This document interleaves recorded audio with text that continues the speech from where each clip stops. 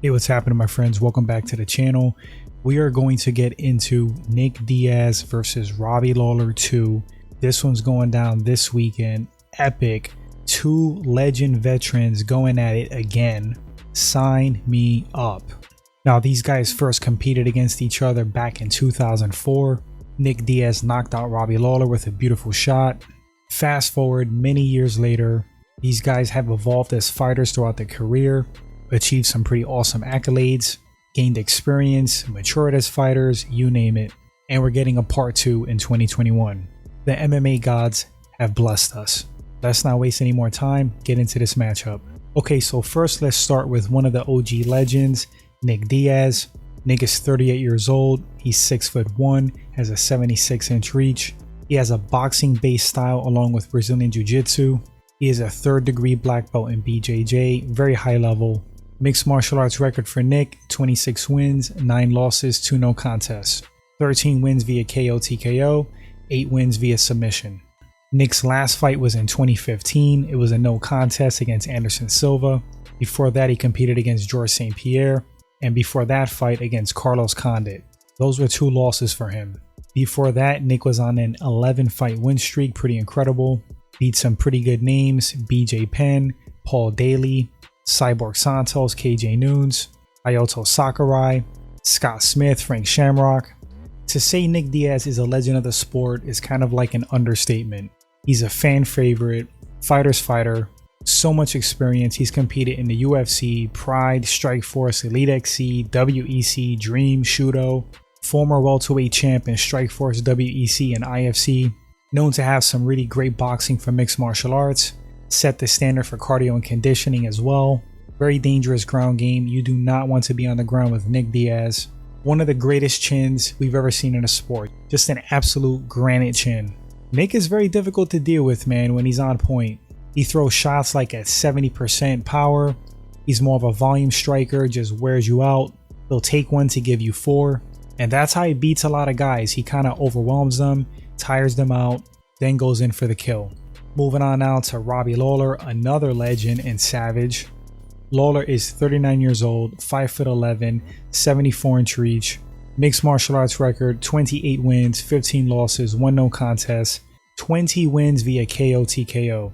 That says it all. Robbie will knock your block off. Robbie's the former UFC welterweight champion and the former Elite XC middleweight champ. Besides the UFC, he's competed in Strikeforce, Pride, Elite XC, and IFL. Lawler's last fight was in 2020 against Neil Magny.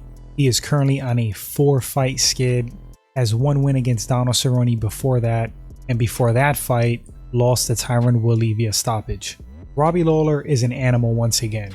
I think he's one of the greats to do it. Certainly better than average. He became a UFC world champ, one of the most savage and vicious punchers ever in the sport. Just like Nick Diaz, a fighter's fighter, a throwback. Name a boring Robbie Lawler fight by his doing. When Robbie Lawler's on a card, expect a great fight. Alright guys, so the matchup. How could this fight possibly play out in that UFC cage after so many years from their first fight? I'm gonna say right out the gate, I do favor Nick Diaz. Why? Well, for one, he beat Robbie Lawler once, even though that was a very long time ago. Robbie's a different fighter, he's more experienced, he's better than he was back then. But let me correct that, at his peak he's better than he was back then. I honestly think Robbie is definitely on a downslide, he's out of his prime, but he's still a dangerous, experienced fighter. And he may have that fire in him now to get this win back from Nick, that's another factor. But yeah, Nick has a win over him already. Sometimes guys just have your number. I don't know if that's the case in this matchup. But stylistically, I think that Nick Diaz is a bad fight for Robbie Lawler because Nick is super difficult to finish. As I touched on earlier, the guy has a granite iron chin.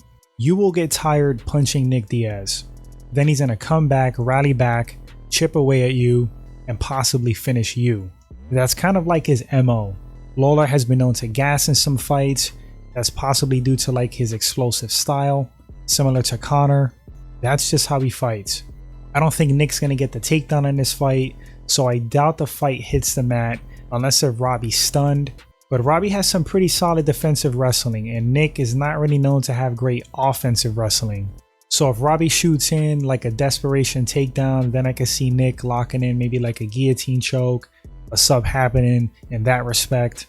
But I really don't think this fight's going to hit the mat. I think it's going to be a stand-up battle.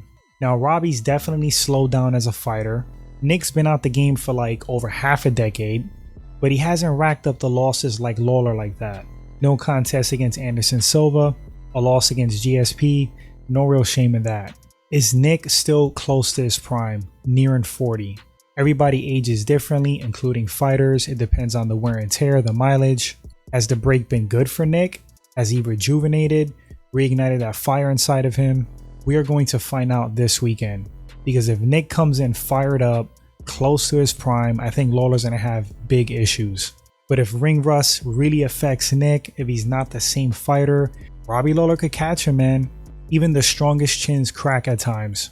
But I think this fight's going to play out very similar to the first matchup. I think Nick's going to weather the storm. He's going to use volume striking, that volume boxing style. He's going to avoid the big shots of Robbie or just flat out eat them. Robbie's going to slow down. Nick's going to start building momentum, start taking the fight over. I think he can chip away at Lawler, possibly get a TKO or win a decision fight. It's a 5-rounder. It definitely benefits Nick Diaz with that cardio and conditioning he has. Yeah, definitely favor Nick. Probably like 60-40 in this matchup.